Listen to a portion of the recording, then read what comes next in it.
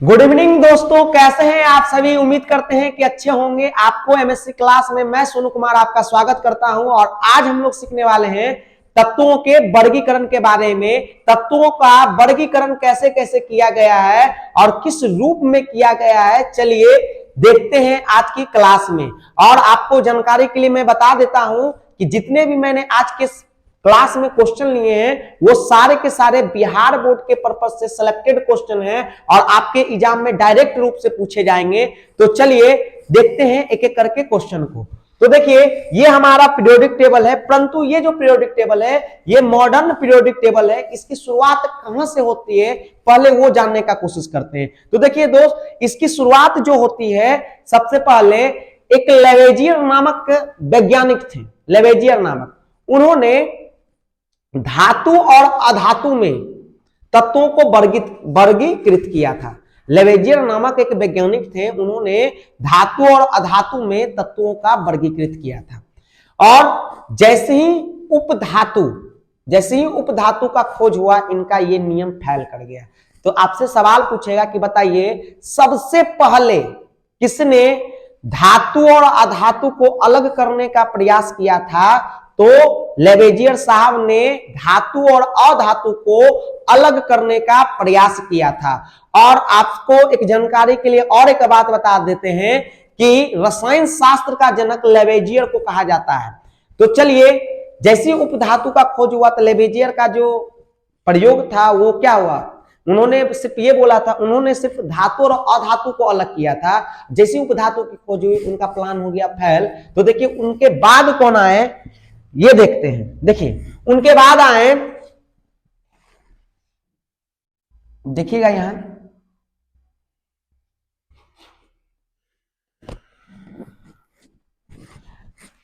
देखिए उनके बाद आए ये डोवेराइनर साहब आए। उनके बाद देखिए क्या लिखा हुआ, तत्वों के वर्गीकरण में डोवेराइनर का क्या आधार थे। डोवेराइनर साहब आए और इन्होंने ट्रिक नियम दिया था। तो आपसे सवाल पूछेगा कि बताइए ट्रिक नियम किसने दिया था। तो डोवेराइनर साहब ने दिया था ट्रिक नियम। इन्होंने तत्वों को परमाणु द्रव्यमान के क्रम के अनुसार सजाया था। इन्होंने तत्वों को परमाणु द्रव्यमान के क्रम के अनुसार सजाया था। देखिए करा है, तत्वों के वर्गीकरण में डोवेराइनर के क्या आधार थे। आज का ये पहला क्वेश्चन है और ये एग्जाम में पूछा गया क्वेश्चन है दोस्त। देखिएगा कह रहा है कि डोवेराइनर ने समान गुणधर्म वाले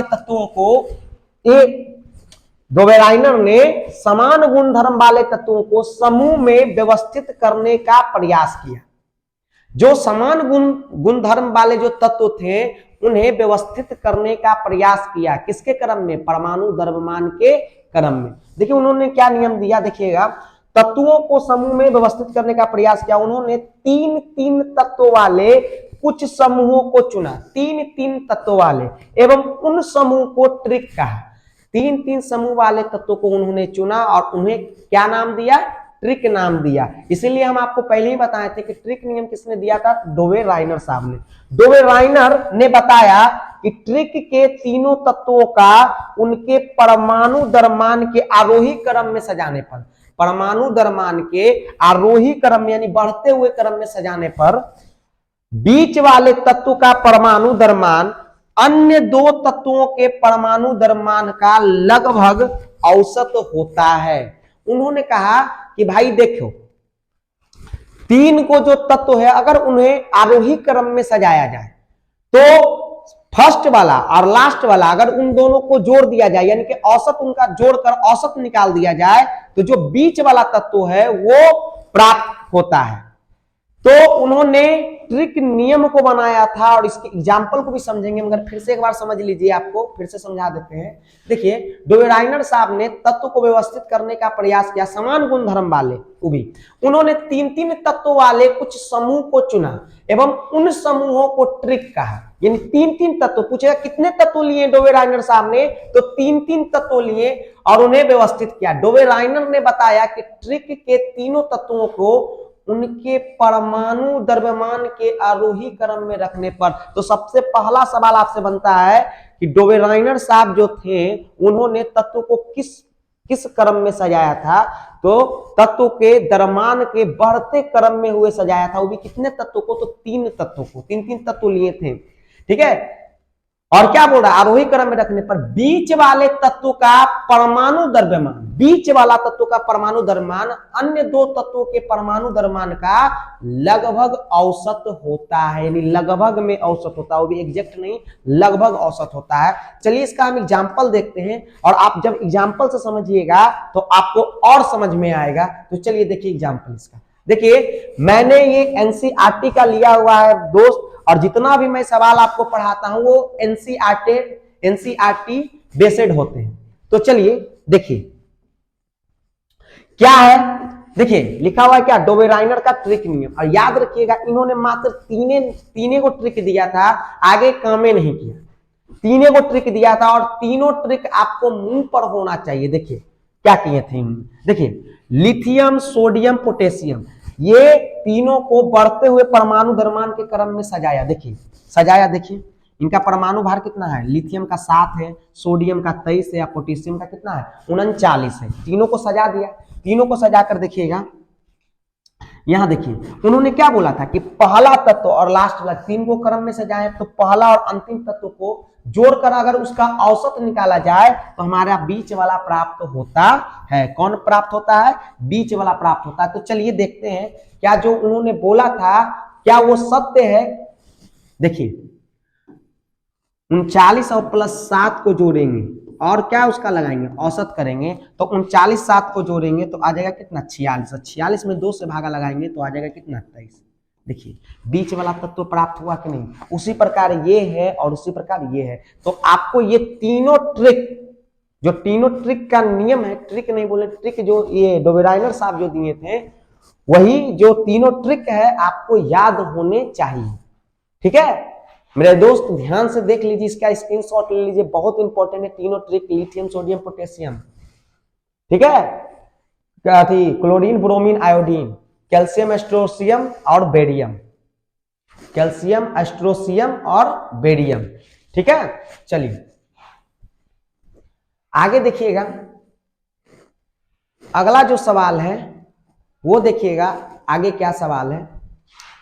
देखिए फिर जब इनका नियम फेल हो गया तो फिर आए हमारे न्यूलैंड साहब। इन्होंने अष्टक नियम दिया था।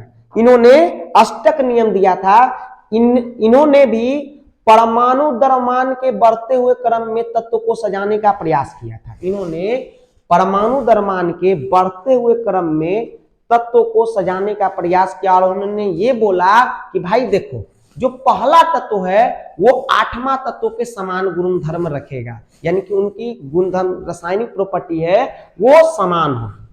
ठीक है, देखिए क्या कहा 1866 ईस्वी में क्या लिखा हुआ है? न्यूलैंड का अष्टक नियम को लिखे। तो 1866 ईस्वी में अंग्रेज वैज्ञानिक जॉन न्यूलैंड ने 7 तत्वों को परमाणु द्रव्यमान के आरोही क्रम में व्यवस्थित किया।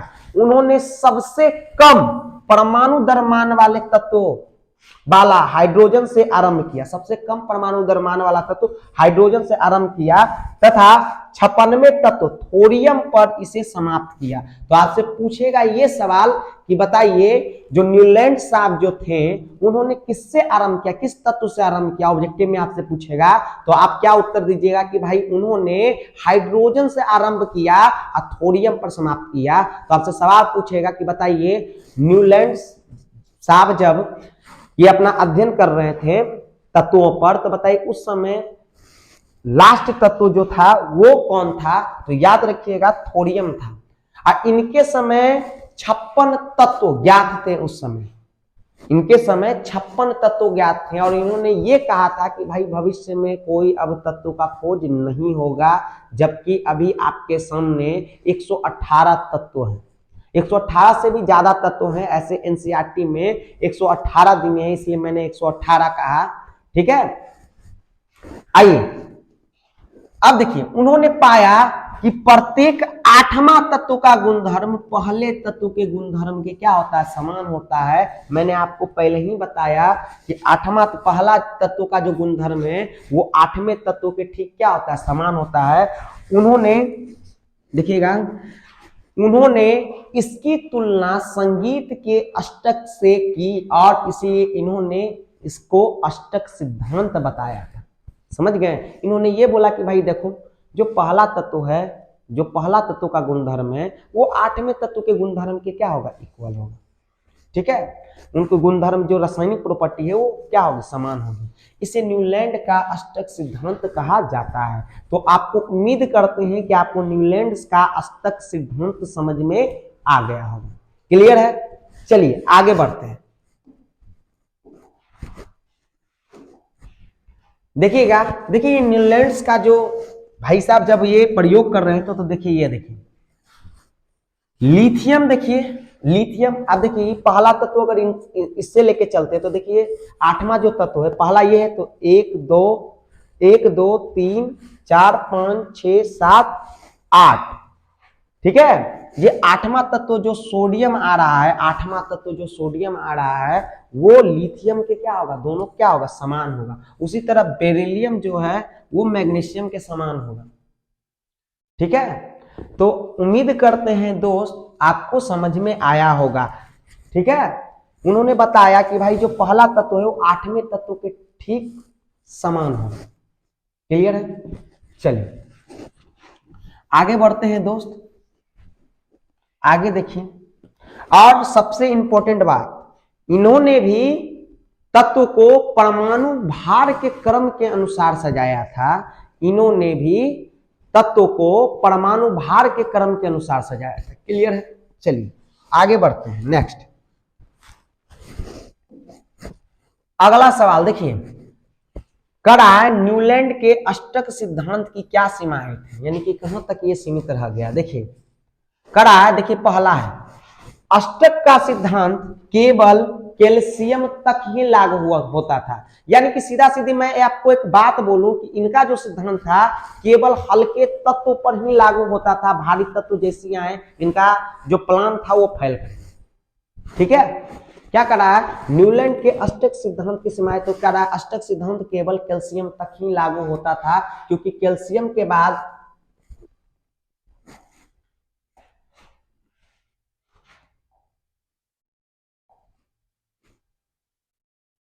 देखिएगा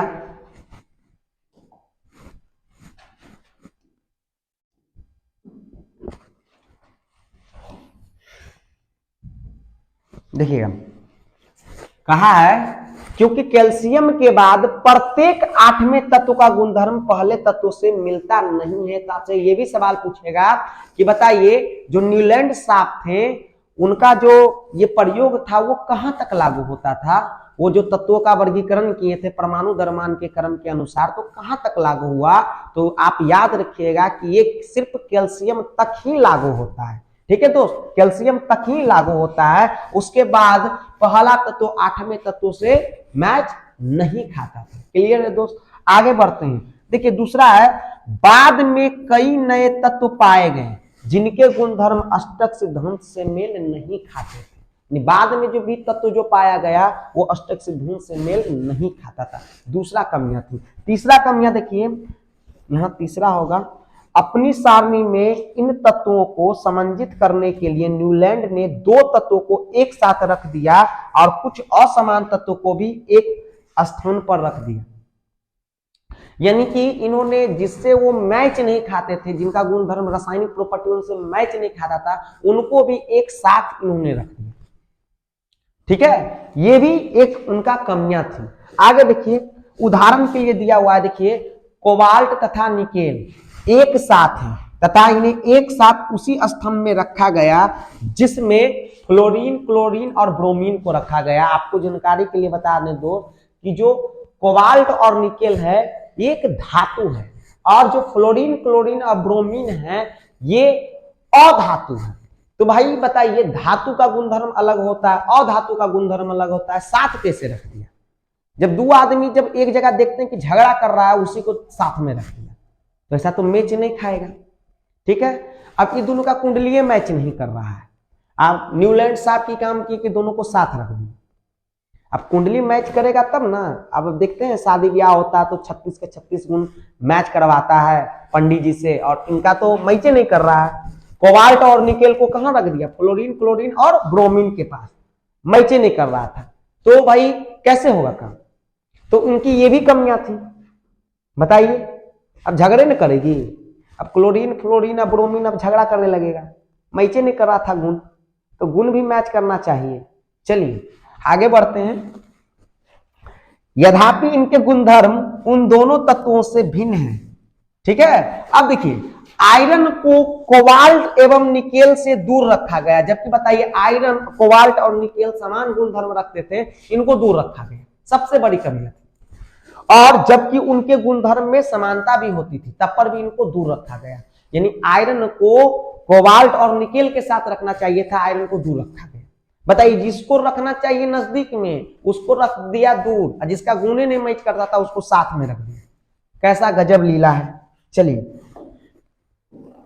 ठीक है, चलिए आगे देखिए, न्यूलैंड साहब हो गए। अब आते हैं भाई मेंडलीफ साहब, इन्हें आवर्त सारणी का जनक कहा जाता है। आप एक क्वेश्चन में जरूर कंफ्यूज करते होंगे कि आवर्त सारणी का जनक किसे कहते हैं और आधुनिक आवर्त सारणी का जनक किसे कहते हैं। आज आपका ये कंफ्यूजन दूर कर देते हैं। देखिए दोस्त, आवर्त सारणी का जनक 100% मेंडलीफी को कहा जाता है, क्योंकि आवर्त सारणी का जनक सबसे पहले आवर्त सारणी बनाई मेंडलीफी ने, तो आवर्त सारणी का जनक मेंडलीफी को कहा जाता है। और इन्होंने भी परमाणु द्रव्यमान के क्रम के अनुसार तत्वों को सजाया था, परमाणु द्रव्यमान के क्रम के अनुसार तत्वों को सजाया था। और याद रहिए, देखिए हमारे मेंडलीफी साहब हैं, अगर ये सवाल आपसे पूछ दे कि बताइए आधुनिक आवर्त सारणी के जनक कौन है, तो आप उत्तर करिएगा आधुनिक आवर्त सारणी का जनक मोजले थे। हालांकि बहुत सारे मिलकर आधुनिक आवर्त सारणी बनाए थे, परंतु सबसे ज्यादा योगदान जो था वो मोजले साहब का था, ठीक है। मोसले कहीं बोलते कहीं लिखा रहता है मोजले, तो मोसले और मोजले जो भी रहे मार लीजिएगा, ठीक है। कहीं मोसले लिखा देखे तो कहीं मोजले लिखा देखे, ठीक है दोस्त। चलिए, तो आधुनिक आवर्त सारणी का जनक मोसले, और आवर्त सारणी का जनक कौन, मेंडलीफी। आवर्त सारणी का जनक मेंडलीफी और आधुनिक आवर्त सारणी का जनक मोसले। क्लियर है। चलिए, इन्होंने क्या नियम दिया था, इन्होंने भी तत्वों को परमाणु द्रव्यमान के बढ़ते क्रम के अनुसार सजाया था। देखिए इन्होंने क्या कहा कि मेंडलीफी ने अपनी सारणी में तत्व को उनके मूल गुणधर्म यानी कि परमाणु द्रव्यमान तथा रासायनिक गुणधर्म के समानता के आधार पर व्यवस्थित किया था। यानी परमाणु द्रव्यमान के इन्होंने बढ़ते क्रम में, यानी कि इन्होंने ये बोला कि इनका परमाणु द्रव्यमान के ये क्या होते हैं, आवर्त फलन होते हैं। इनकी इन्होंने बढ़ते हुए परमाणु द्रव्यमान के क्रम में ये भी सजाए थे। और एक चीज और ख्याल रखे थे उन्होंने, कि न्यूलैंड साहब जो थे उन्होंने असमान जो तत्व है उनको भी एक साथ रख दिया, जिनका कोई गुणधर्म मैच नहीं करता था, 36 के 36 गुण मैच नहीं करते थे, उनको भी उन्होंने ब्याह करवा दिया। तो उनको सुधार करने के लिए मेंडलीफी साहब ने ये चीज सूझबूझ से तत्व को तो परमाणु द्रव्यमान क्रम के अनुसार सजाया ही, साथ साथ उनके गुणधर्मों को भी समानता के आधार पर व्यवस्थित करने का प्रयास किया था। क्लियर है। चलिए आगे की ओर बढ़ते हैं हम लोग। देखिए आगे क्या है, ये जितना भी मैंने क्वेश्चन लिया है वो बिहार बोर्ड में सिलेक्टेड क्वेश्चन है, तो आप एक भी क्वेश्चन मिस नहीं करिएगा। आप एक एक क्वेश्चन को समझ समझ कर देखिए, ठीक है। मैं आपको पूर्णतः अच्छे से समझाने का प्रयास करूंगा, चाहे वो फनी से क्यों ना हो, ताकि आपके दरो दिमाग पर बैठ जाए। क्लियर।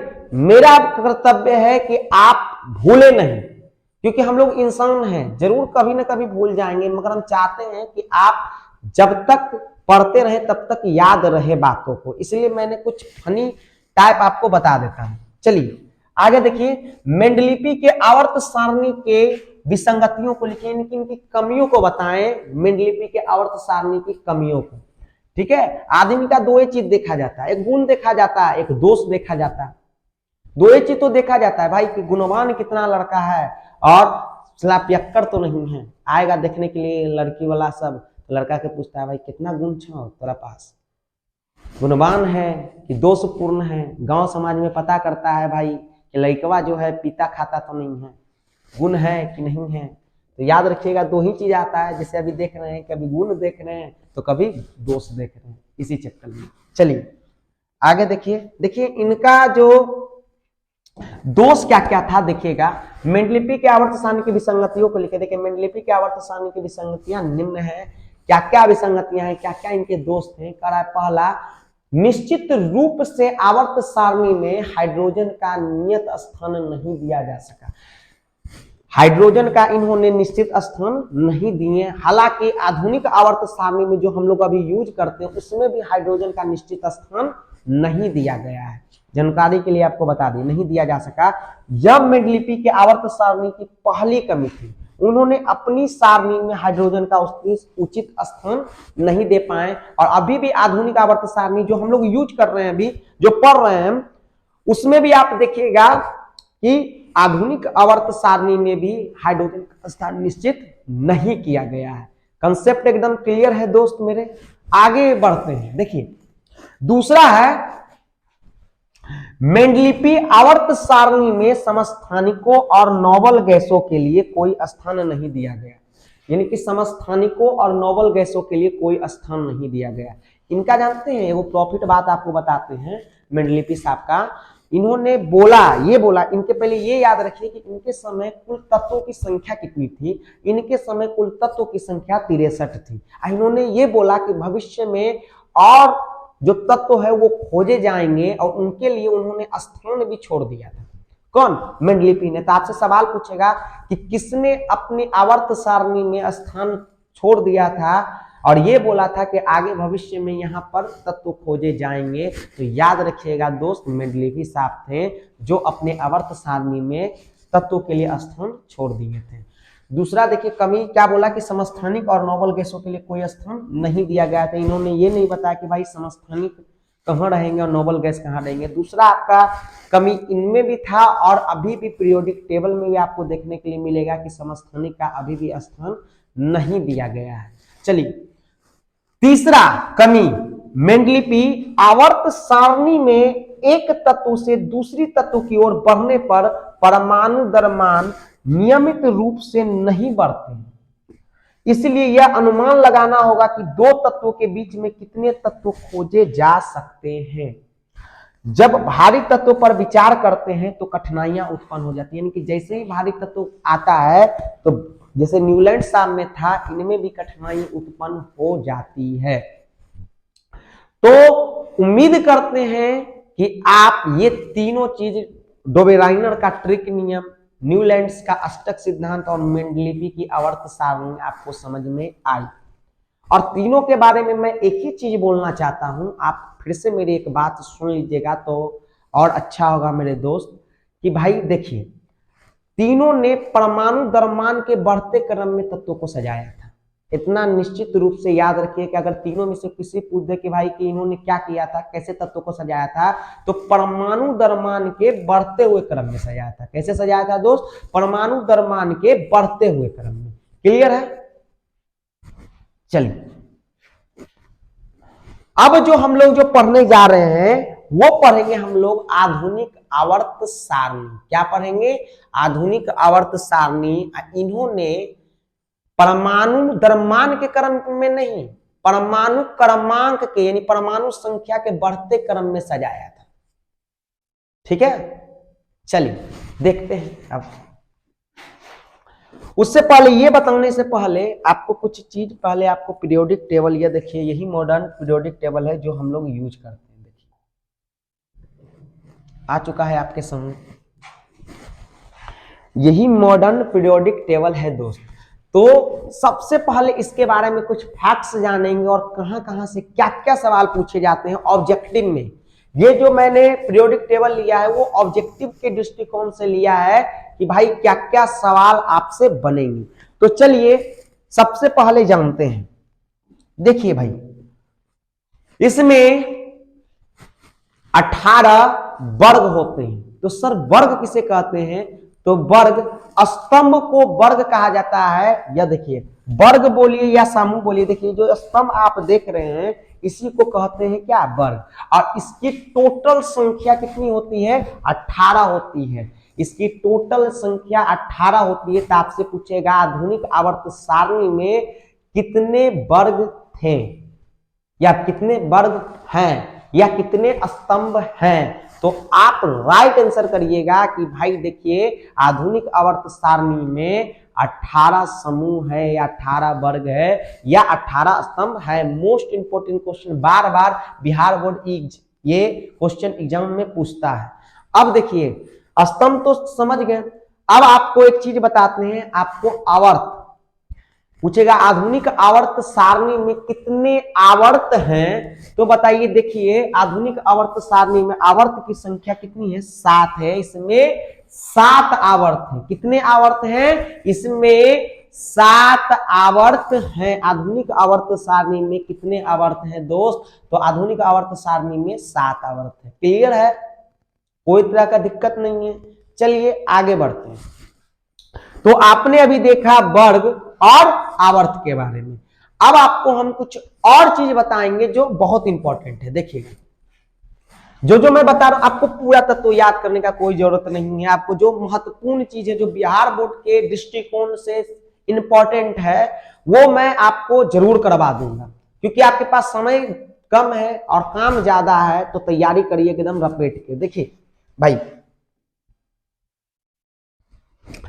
आपसे पूछेगा, देखिए इनको ब्लॉक में भी बांटा गया है। तो पूछेगा कि बताइए एस ब्लॉक में कितने समूह हैं। तो याद रखिएगा कि एस ब्लॉक, देखिएगा यहाँ लिखा हुआ है एस ब्लॉक, देखिए लिखा भी है।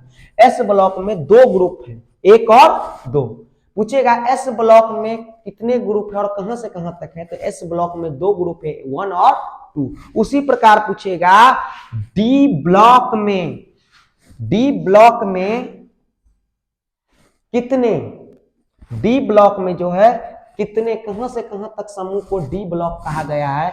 तो याद रखिएगा 3 से लेकर 12 तक के समूह को डी ब्लॉक कहा गया है। 3 से लेकर 12 तक के समूह को क्या कहा गया है, डी ब्लॉक कहा गया है। 3 से लेकर 12 तक के तत्व को डी ब्लॉक कहा गया है। और जो 3 से लेकर 12 तक के समूह वाले जो तत्व हैं, उन्हें कहा जाता है संक्रमण तत्व। उन्हें क्या कहा जाता है दोस्त, संक्रमण तत्व कहा जाता है। उन्हें क्या कहा जाता है, संक्रमण तत्व कहा जाता है। डी ब्लॉक के तत्वों को क्या कहा जाता है, संक्रमण तत्व। मोस्ट इंपोर्टेंट क्वेश्चन है। उसके बाद हम लोग आते हैं पी ब्लॉक में। पी ब्लॉक, तो देखिए पी ब्लॉक में जो है 13 से लेकर 18 तक, 13 से लेकर 18 तक के तत्वों को, यह देखिए ऊपर 18 लिखा हुआ है, 13 से लेकर 18 तक के तत्वों को आपको पी ब्लॉक कहा जाता है। 13 से लेकर 18 तक के तत्व को पी ब्लॉक कहा जाता है। तो आप उम्मीद करते हैं दोस्त कि समझ चुके होंगे 13 से लेकर 18 तक के तत्व को क्या कहा जाता है, तो पी ब्लॉक कहा जाता है। फिर आइए देखिए एफ ब्लॉक में लेंथेनम और एक्टिनाइड, यानी कि लेंथेनाइड्स और एक्टिनाइड्स आते हैं। ठीक है, एफ ब्लॉक में पूछेगा lanthanide, most important question, lanthanide और एक्टिनाइड्स किस ब्लॉक में आते हैं। तो याद रखिएगा वो आते हैं कौन सा ब्लॉक में, एफ ब्लॉक में। कौन सा ब्लॉक में, एफ ब्लॉक में। मोस्ट इंपोर्टेंट चीज मैंने आपको बताया। अब आपको कुछ और फैक्ट्स बताएंगे जो आपको कम देगा एग्जाम के दृष्टिकोण से। देखिए जैसे अब देखिए पहला समूह है, पहला समूह को कहा जाता है क्षारीय धातु। क्या कहा जाता है पहला समूह को, देखिए पहला समूह को कहा जाता है क्षारीय धातु। क्षारीय धातु, पहला समूह को कहा जाता है क्षारीय धातु। सर अगर पहला समूह याद करना है तो कैसे याद करेंगे, पहला समूह याद करना है कैसे याद करेंगे, तो देखिए कैसे याद करेंगे। देखिएगा पहला समूह, हमार लिए ना कर रब से फरियाद, हमार लिए ना कर रब से फरियाद, याद हो जाएगा। देखिए हमार लिए ना कर रब से फरियाद। ये पहला तत्व यानी कि पहला समूह का तत्व है। और पहला समूह को हमने क्या बताया आपको कि क्षारीय धातु कहा जाता है। तो आपसे पूछ देगा कि भाई बताइए क्षारीय धातु किसको कहा जाता है, तो पहला समूह को कहा जाता है। तो बताइए तो पहला समूह का तत्व कौन कौन सा है। तो अगर आपको याद नहीं होगा तो तोता बैठ जाएगा। तो ऐसे करके ट्रिक से याद कर लीजिए कि भाई देखिए, हमारे लिए ना कर रब से फरियाद, हमारे लिए ना कर तू रब से फरियाद। चलिए ठीक है। इसी में देखिए पहला समूह में hydrogen, lithium, sodium, potassium, rubidium, caesium, ये सब किस में आता है, पहला समूह में आता है। ठीक है दोस्त। अब हम लोग चलेंगे समूह नंबर 2 में। देखिए समूह नंबर 2 में इसको कहा जाता है क्षारीय मृदा धातु। क्या कहा जाता है, क्षारीय मृदा धातु। तो पूछेगा समूह 2 के तत्व को क्या कहा जाता है, तो क्षारीय मृदा धातु कहा जाता है। दोस्त इसको याद करने का ट्रिक क्या है, यानी कि समूह 2 को याद करने का ट्रिक क्या है, तो बेटा मांगे 6, बेटा मांगे 6 कन्या सुंदर बाप राजी। बेटा मांगे 6 कन्या सुंदर बाप राजी। यानी कि समूह 2 के तत्व को देखिए याद करने के लिए बता रहे हैं हम कि आप कैसे बताइएगा कि बेटा मांगे 6 कन्या सुंदर बाप राजी, यानी बाप राजी है, कन्या सुंदर है बेटा के, यानी कि बेटा मांगे कन्या सुंदर बाप राजी। या आप ऐसे भी याद कर सकते हैं बेचारा मुर्गी का सर बड़ा रसीला। या आप ऐसे भी याद कर सकते हैं बेटा मांगे कार स्कूटर बाप राजी। ये समूह 2 का तत्व है और इसे कहा जाता है क्षारीय मृदा धातु। तो कैसे याद करिएगा, बेटा मांगे 6 सुंदर कन्या, बेटा मांगे कन्या सुंदर बाप राजी, या बेचारा मुर्गी का सर बड़ा रसीला, या बेटा मांगे कार स्कूटर बाप राजी। जैसे आपको याद करने का मन वैसे याद करिए, मगर याद कर लीजिए भाई, बस मेरा मोटिव इतना रहता है। इसको क्या कहा जाता है, दूसरा का क्षारीय मृदा धातु कहा जाता है। क्या कहा जाता है, क्षारीय मृदा धातु कहा जाता है। तो चलिए आगे की ओर देखते हैं। ये 2 समझ गए। देखिए तीसरा आपको समझाते हैं, एक बात और आपको बताना चाहते हैं, देखिएगा ध्यान से, बहुत इंपॉर्टेंट बात बताना चाहते हैं आपको कि एक ही समूह, क्या बोल रहे हैं ध्यान से सुनिएगा, एक ही समूह में तत्वों का, एक ही समूह में तत्वों का जो संयोजी इलेक्ट्रॉन की संख्या होती है वो समान होती है। तो आपसे पूछेगा कि आधुनिक आवर्त सारणी में समूह में क्या समान रहता है, तो संयोजी इलेक्ट्रॉन की संख्या, संयोजी इलेक्ट्रॉन की संख्या। जैसे जितना इसमें लिखा हुआ है सबका संयोजी इलेक्ट्रॉन क्या है, समान है, सबका संयोजी इलेक्ट्रॉन समान है। सर थोड़ा सा एग्जांपल दे दीजिए तो बहुत बढ़िया होगा। तो देखिए हाइड्रोजन का 1 होता है, लिथियम का देखिए अगर 3 है तो टूटेगा किसमें, 2 और 1 में। देखिए संयोजी इलेक्ट्रॉनों की संख्या, तत्वों के बाह्यतम कक्षा में उपस्थित इलेक्ट्रॉन को संयोजी इलेक्ट्रॉन कहते हैं। पहले तो ये जान लीजिए कि संयोजी इलेक्ट्रॉन कहते किसको हैं, तो तत्वों के बाह्यतम कक्षा में उपस्थित इलेक्ट्रॉन को संयोजी इलेक्ट्रॉन कहते हैं। लिथियम के बाह्यतम कक्षा में कितने इलेक्ट्रॉन है, 1 इलेक्ट्रॉन, इसी को संयोजी इलेक्ट्रॉन। जैसे देखिए सोडियम का परमाणु संख्या 11, ये टूटेगा 2, 8, 1 में। देखिए बाह्यतम कक्षा में कितने इलेक्ट्रॉन होते हैं, 1 इलेक्ट्रॉन। तो जितने भी तत्व हैं उनके बाह्यतम कक्षा में सभी का देखिए 1 इलेक्ट्रॉन है। तो समान समूह में जो संयोजी इलेक्ट्रॉनों की संख्या होती है वो होती है समान। इतना तक क्लियर है, कोई तरह का दिक्कत नहीं है। चलिए आगे बढ़ते हैं। देखिए दोस्तों इसको कहा जाता है, पहला समूह को क्षारीय धातु, दूसरा समूह को कहा जाता है क्षारीय मृदा धातु।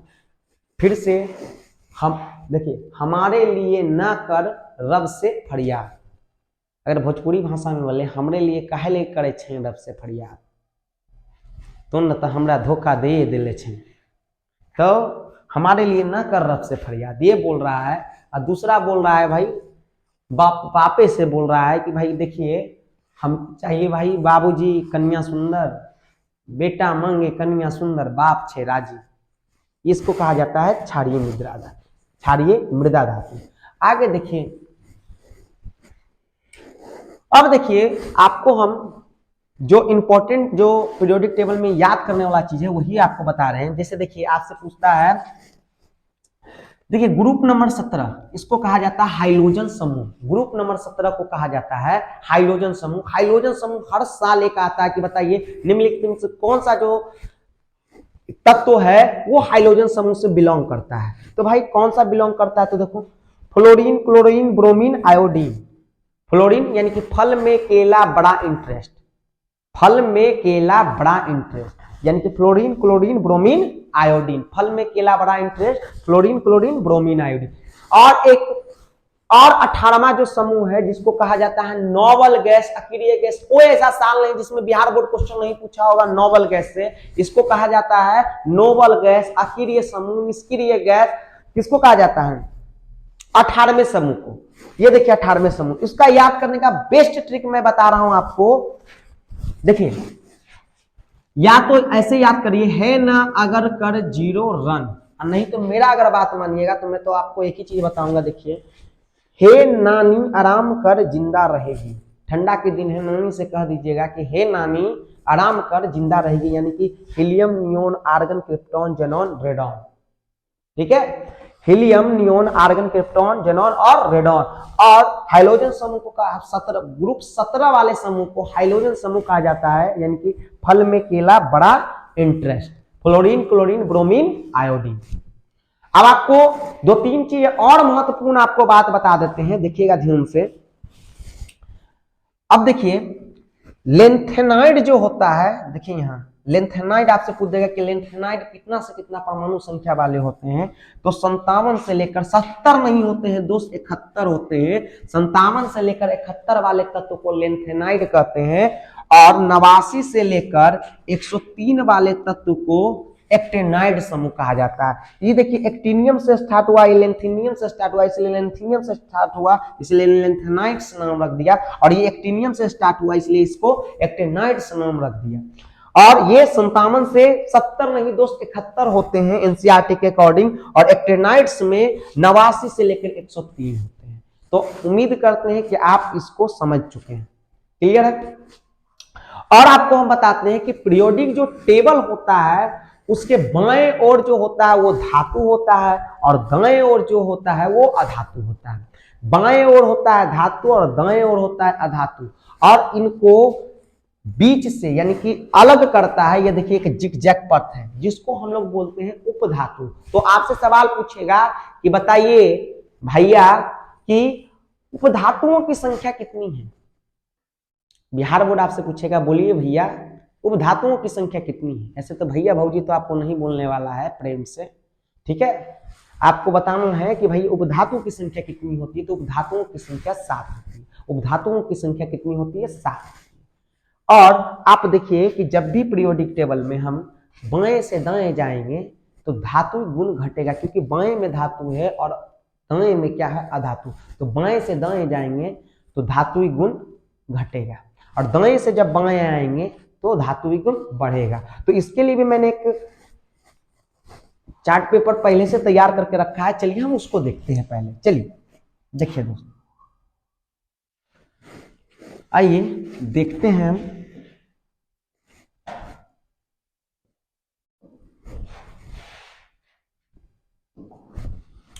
देखिए मैंने अभी जस्ट आपको मैंने बता दिया था कि जो उपधातु होते हैं वो 7 होते हैं। कौन कौन से होते हैं? तो B4, देखिए इसको पहले जूम कर देते हैं थोड़ा सा, चाहिए 1 सेकेंड, तब आपको दिखेगा। देखिए अब आपको दिख रहा होगा। देखिए क्या क्या है, देखिए बोरोन जिसको B से सूचित करते हैं, ये उपधातु है। उपधातु कितने होते हैं? 7 होते हैं। Boron, silicon, germanium, arsenic, antimony और टुलेरियम और पोलोनियम। कौन कौन है? टेल्यूरियम और पोलोनियम। ये टोटल कितने होते हैं? 7 होते हैं। कितने होते हैं? 7 होते हैं। गिन लीजिए आप, 7 वो होते हैं। और ये भाई या तो आप पहले तो स्क्रीनशॉट लीजिए, तो इसमें बहुत इंपॉर्टेंट है टेबल। ये आपको डायरेक्ट एग्जाम में पूछेगा और देखने के लिए एग्जाम में मिलेगा। देख लीजिए जल्दी से, और इसका स्क्रीनशॉट फटाक से लीजिए, साइड हो गया। चलिए अब हम आपको बताते हैं। देखिए सबसे पहले बोला है संयोजी इलेक्ट्रॉन के गुण। तो देखिए वर्ग से ऊपर से नीचे आने पर ये संयोजी इलेक्ट्रॉन क्या होते हैं, अपवर्तित रहते हैं, नहीं कोई बदलाव नहीं होता है। मगर आवर्त में बाएं से दाएं जाने पर संयोजी इलेक्ट्रॉनों की संख्या क्या होती है, बढ़ती है। बाएं से दाएं जाने पर संयोजी इलेक्ट्रॉनों की संख्या क्या होगी, बढ़ेगी। अगला है H यानी हाइड्रोजन के सापेक्ष में संयोजकता। हाइड्रोजन के सापेक्ष में संयोजकता वर्ग में ऊपर से नीचे आने पर अपवर्तित रहेगी, जबकि आवर्त में बाएं से दाएं जाने पर 1 से 4 तक बढ़ती है, फिर क्रमशः घटकर 1 हो जाती है। 1 से 4 तक बढ़ेगी, फिर क्रमशः घटकर क्या हो जाएगी, 1 हो जाएगी। धातुई गुण क्या होगा, तो देखिए धातुई गुण बढ़ेगा। हम आपको पहले ही बोल रहे कि वर्ग से ऊपर से नीचे आने पर धातुई गुण बढ़ेगा, परंतु आवर्त में बाएं से दाएं जाने पर धातुई गुण क्या होगा, घटेगा। क्यों, क्योंकि दाएं में क्या है दोस्त, दाएं में अधातु है। ठीक है, अधातुई गुण के देखिए वर्ग में ऊपर से नीचे आने पर घटेगा, जबकि बाएं से दाएं जाने पर बढ़ेगा। ऑब्वियसली सी बात है।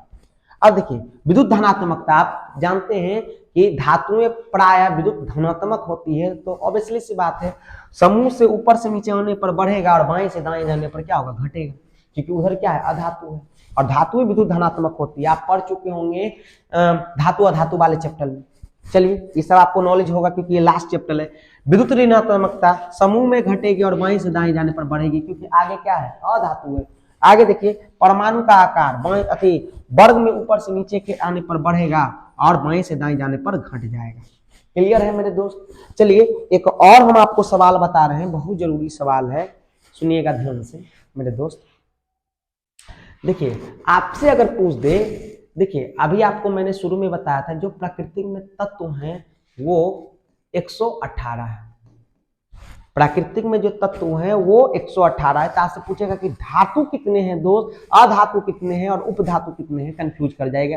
अरे धातु, अरे धातु क्या पूछे यार, धातु कितना है, हम तो खाली तत्व याद करके आए हैं, धातु अधातु तो याद ही नहीं किए थे। तो याद रखिएगा कि जो धातु होता है 118 में 118 का बात कर रहे हैं, क्योंकि भाई मैंने ये एनसीईआरटी से स्लाइड सब बनाया है। ऐसे तो 119 कहीं लिखा रहता है, तो अगर 118 की जगह 119 आएगा तो 119 मारिएगा। तो देखिए 118 के अकॉर्डिंग धातु जो होता है वो होता है 91।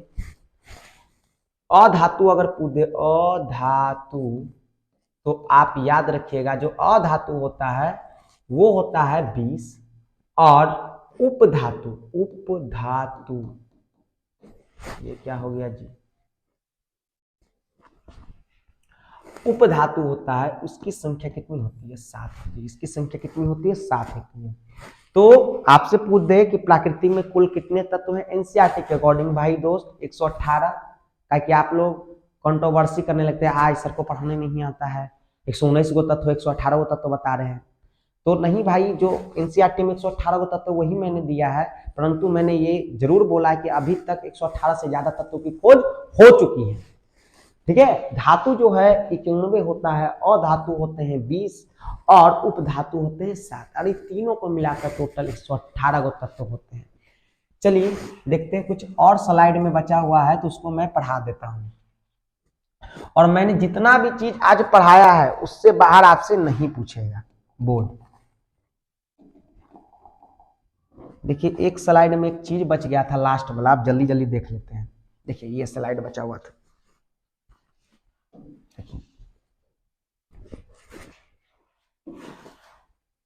देखिएगा। कड़ा है आधुनिक आवर्त सारणी एवं मेंडलीपी के आवर्त सारणी के तत्वों की व्यवस्था की तुलना कीजिए। यानी कि सीधा सीधी बोल रहा है कि भाई अंतर ज्ञात करें, अंतर करना है, तुलना मतलब हो गया अंतर। और देखिए आगे दिया हुआ है क्या, अंतर। तो देखिए अंतर ज्ञात करते हैं। तो भाई देखिए एक साइड मेंडलीपी की आवर्त सारणी है और एक तरफ है आधुनिक आवर्त सारणी। तो अभी मैंने आपको आधुनिक आवर्त सारणी को पूरा अच्छे से एक्सप्लेन किया। देखिए सबसे पहला तत्व को बढ़ते परमाणु द्रव्यमान में व्यवस्थित किया गया था, जबकि आधुनिक आवर्त सारणी को तत्व को बढ़ते परमाणु क्रमांक के अनुसार व्यवस्थित किया गया था। दूसरा में कहा कि इस आवर्त सारणी में ऊर्ध्वाधर स्तंभ में केवल 8 है जो वर्ग कहलाते हैं, और इस आवर्त सारणी में 18 ऊर्ध्वाधर स्तंभ है जो वर्ग कहलाते हैं। यानी कि जब ये बन रहे थे मेंडलीपी साहब उस समय 8 वो समूह बनाए थे, और जो आधुनिक आवर्त सारणी है उसमें कितने समूह हैं, ऊर्ध्वाधर समूह जिसको स्तंभ कहा जाता है, कितने हैं, 18। जैसा कि मैंने आपको पहले बता दिया था। सभी संक्रमण तत्वों को एक ही स्थान पर वर्ग 8 में वर्ग 8 में रखा तत्व रखे गए हैं। आगे देखिए, वर्ग 3 से लेकर 12 तक के तत्व को संक्रमण तत्व याद रखिए कि जो आपको बताए थे। कौन ब्लॉक? डी ब्लॉक के तत्व को संक्रमण तत्व कहा जाता है। आगे देखिए, मेंडलीपी के साथ उत्कृष्ट गैस की खोज नहीं हुई थी। यानी कि मेंडलीपी के समय उत्कृष्ट गैस की खोज नहीं हुई थी। आधुनिक आवर्त सारणी में उत्कृष्ट गैस, जिसे हमने अभी याद किया था कि हे नानी आराम कर जिंदा रहेगी, helium, neon, argon, krypton, radon और जेनॉन के बारे में, वही उसको कहते हैं उत्कृष्ट गैस या नोबल गैस या क्रिय गैस या निष्क्रिय गैस। मैंने आपको पहले ही बता दिया था। आधुनिक आवर्त सारणी में 30 गैस वर्ग 18 में व्यवस्थित किया गया है।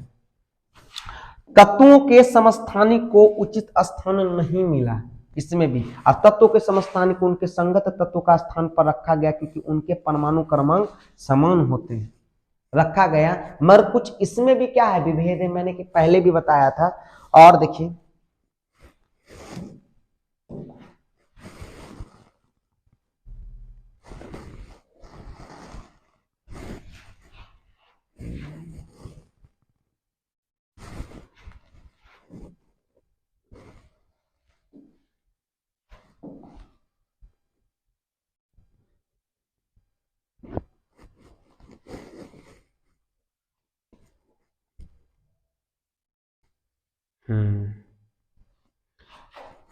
देखिए यहां पर दिया गया है क्या, देखिए रासायनिक रूप से असमान तत्वों को एक साथ रखे गए, जबकि रासायनिक रूप से असमान तत्वों को पृथक वर्गों में रखा गया। इसमें देखिए असमान तत्वों को एक ही वर्ग में रखा, एक ही साथ रखा गया, जबकि रासायनिक रूप से असमान तत्वों को पृथक पृथक वर्ग में रखा। इसमें पृथक वर्ग में रखा, यानी कि जिनके गुण नहीं मिलते थे उनको अलग रखा गया, और इसमें जिनके गुण नहीं मिलते थे उसको एक साथ रखा है। जिसके गुण नहीं मिलते थे इन्हें पृथक रखा गया तत्वों को, इसमें जिनके गुण नहीं मिलते थे एक साथ रखा गया। यही इनकी कमियां थी और दोनों में अंतर आपने देखे हैं।